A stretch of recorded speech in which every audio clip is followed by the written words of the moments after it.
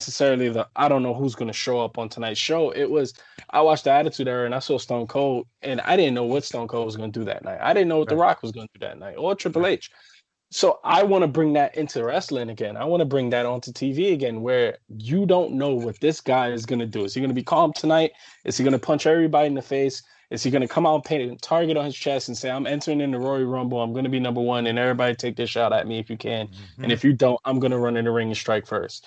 Like, that's the stuff that I want to bring Right back into there. I wrestling. Yeah. love that. I love that. That's it. That's right. That's what we need more of, and obviously in today's wrestling, it's on TV or anywhere. Just like that's the feeling that we all want to watch when and especially that's what you want to do when you're out there, you get signed to the company and everything. That's exactly what as fans we all want to see. That's what we bring back that feeling, that energy, man. It's just Yeah. that rush, and that's exactly what we need more of. Exactly what you're saying. I totally respect that too, man. I really do.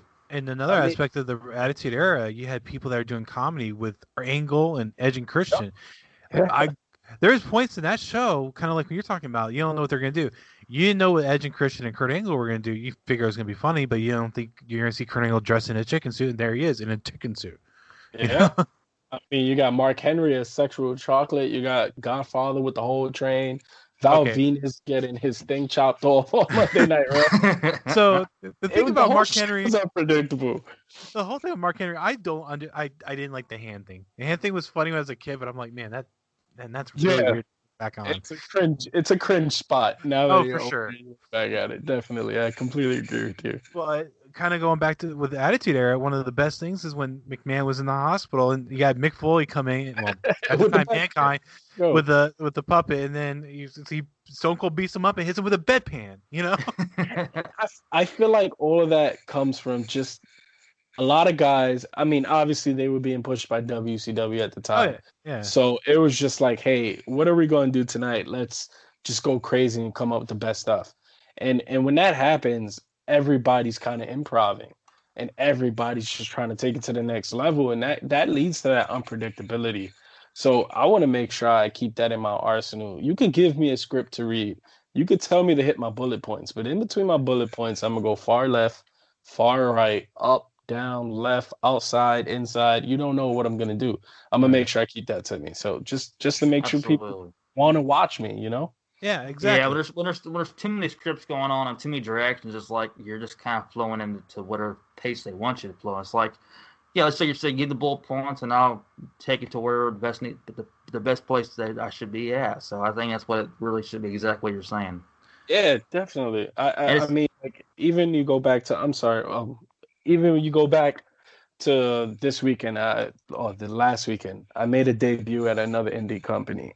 uh, I knew I was gonna be there a month ahead of time. I could have went and told everybody I'm gonna show up tonight, but I wanted to make sure no one knew. Just to even put it into that perspective on a level I'm at right now, which is the indie level, where it's like I want people to feel like I don't know where he's gonna show up. This weekend he could post up that he's gonna be at a wrestling show, and he doesn't even show up.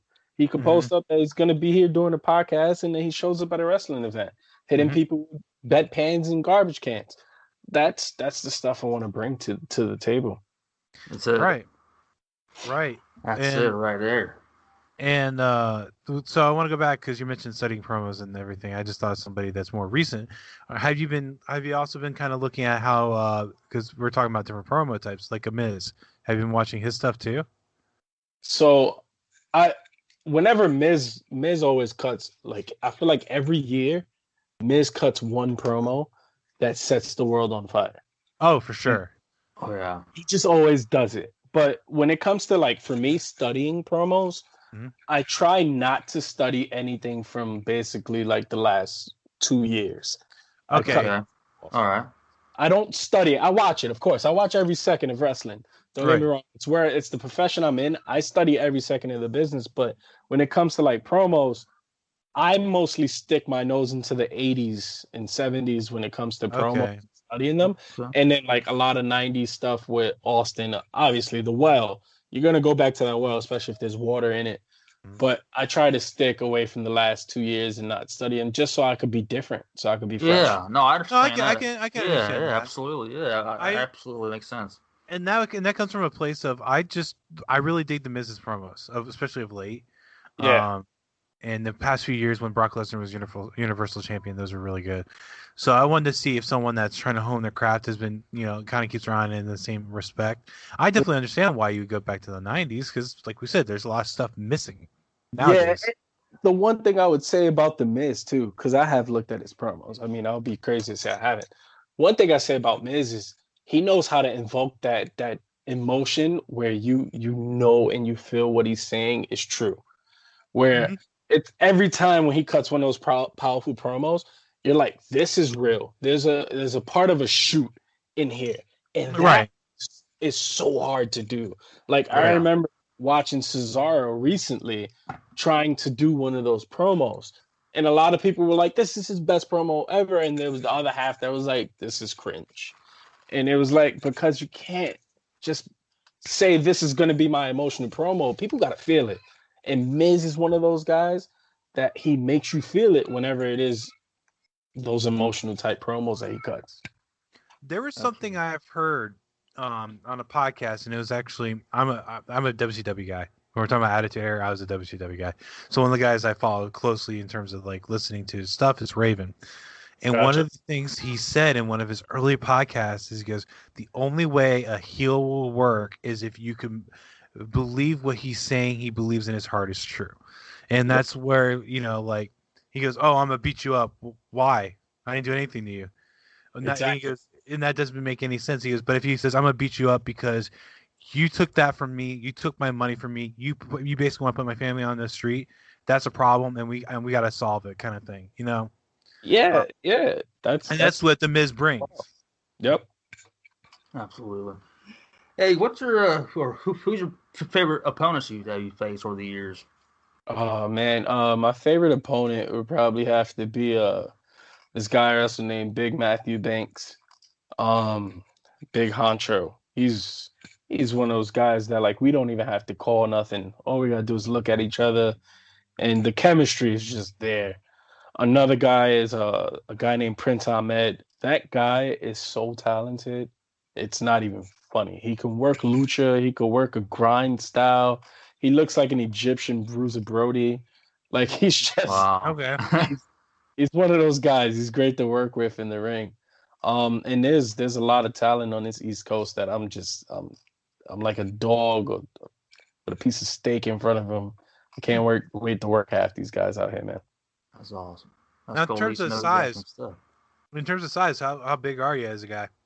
I am 6 foot, 265 pounds. Okay. So, So on the East Coast, I don't know about many other territories. I'm one of the bigger guys mhm, on the scene. A lot of the guys are like 5'8" to 5'10". right. Just being 6 foot, once I put the boots on, I'm like 6'1", 6'2". So I'm one of the bigger guys. I'm not the biggest, but I am Right. wide. So Oh Well, it's yeah, more. I see your size. You got a good size on you. Well, yeah, appreciate that. I couldn't figure out the height. You know what I mean? And so, being at 6'6", 6 foot range, you're kind of working in that where you could work as a powerhouse. Yeah, exactly. Especially when on this scene where all the guys, like I said, are like between 5'7" and 5'10". Even the best guys, the guys who are holding the titles, they're all 5'7", 5'10" guys saying they're 210, 220, and they're really like 165, 175. Yeah. And I'm a big boy, man. I come in at 265, so it works, man. You know, Good. two guys that came to mind, at least from WWE, that I seen you working on on the internet there, and two guys in these in that company that I can see work with in the future is Keith Lee and KO. Mhm. And whether it be a tag team or whether it be a one on one or something, I see doing some work, and that'd be kind of cool to see work with them. As they would fit pretty well in that with them, I think. I Some would dude's doing something. I would love it. I feel like me and Kevin Owens could it would be great inside and outside the ring. I feel like Oh yeah. me and Lee would tear down the house on a pay-per-view. Give us 30, 40 minutes, and it's going to be something to remember. But me and Kevin Owens could probably go into a feud, and just the way his mind works and the way my mind works, especially when it comes to the promos. And that's the other thing. Like, it always comes down to the promo. You could be great inside that ring, and you could be athletic, but people are gonna remember that promo. Can you Right. speak? Can you talk them into the seats? And I take pride in that. And I feel like with me, everyone should know this. With me, every time I talk on a promo, every time I speak on a mic, it's real. I'm Yeah. being honest. It's from my heart. I call myself PJ Savage, but that it's really who I am. There's like no separating the character from the person. Mhm. Okay. So it's like you're still, so you basically, as they say, you're an extension from who you are. Your character is the extension of who you are as a person. Yeah, Yeah. that's who I am to 120%. That was always a big thing that some years ago I think it was John Laurinaitis said on his thing on the network or maybe it was on somewhere on the internet he was talking about. I heard it sometime before then too, I think. And they're talking about characters and people are talking about characters. I'm like, that character has to be some kind of extension of who you are to really to get over. And it's like, and Yeah, I understand that. It's like you see some guys and girls that they're just not being real enough with their character, and they obviously have to kind of evolve their character to something else. And it's like usually in the earlier phases, and it's like they take a character and they evolve a little more. That's still that character, but it's just interesting to always see what are they like. Yeah, they can be just like kind of like what they are. That's usually an extension. So that's one important thing I always like to talk to somebody about or ask them, just like I asked you, or just like you said. It's always important to have the extension of your character of who you are, but it's even easier to act it out. yeah, definitely. And that kind of comes from how I was trained with Johnny. He doesn't Yeah. let you be a character. He doesn't want you to do character stuff or change your name or do anything like that. He's very like old school and you are what you are. So that was at the foundation for me. And then I remember one show I just wore a Savage shirt because my friends called me Savage, and the shirt that I was originally going to wear didn't come in. It was like stuck in shipping. So I wore the Savage shirt, cut the sleeves, wore it out to the ring, and had one of the best matches I ever had at that point in my life.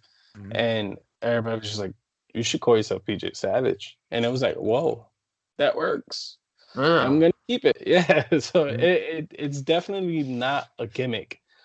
For a long time, I didn't know what Savage was. I didn't know what the like. How can I present that to a crowd? How can I put forth Savage? And I'm still I'm still trying to figure that out. I'm still trying to work that in where it's like, is it just intensity, or is it just because of all my life experiences, the things that I've went through, the things I've had to overcome? And when you look at something, you go, "Damn, that was savage." Yeah. That's where I'm at. That's where I'm stuck in between that primal, ferocious, virile, savage, and that whole just that was savage. See, No, that's cool. Did when did I did did Macho Man ever come in your mind when he had that name Savage too? Oh man, I didn't like so Just they thought told I'd me ask. no, yeah, for sure. I was a huge fan of Macho Man. But I would have never named myself PJ Savage. I'm putting that out there right now. Yeah, I would yeah. never don myself Savage. That's one of my fears too. Like because my name is PJ Savage, when I get to WWE, they're gonna like be mad at me or something for calling myself Savage. I gotta own it. I gotta live with it. So Savage it is. But Macho Man, Yeah, of course, was a huge influence, man. that's cool. Okay, I just thought to throw that out there. Like, I wonder if you ever had to cross your mind with Macho Man or anything like That's why I don't let my beard grow out too much. I don't want them that. to.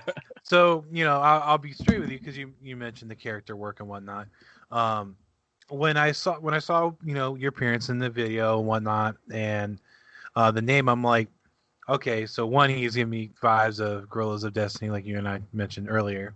Mhm. But also it's one of those where it's like if I had the name Savage, I would probably go for kind of like the closest I could think of that was on TV was basically New Nexus CM Punk kind of Oh, thing, where he was just ruthless against everybody. I think that kind of fits the name Savage, and both with the look of Gorillas of Destiny and having that mentality, I think that would work wonders for you. man, I think we need to cut this out the podcast so I can steal it. No, You're good. Hey, you're more than welcome to take it. no, Mark will no. definitely. Believe me, I am. I'm gonna right after this podcast. I'm gonna look at everything CM Punk did when he was with Nexus, just because you said that it reminds you of that. I mean, that's what I'm going for. That's what I study. So it's like if you sit there and you tell me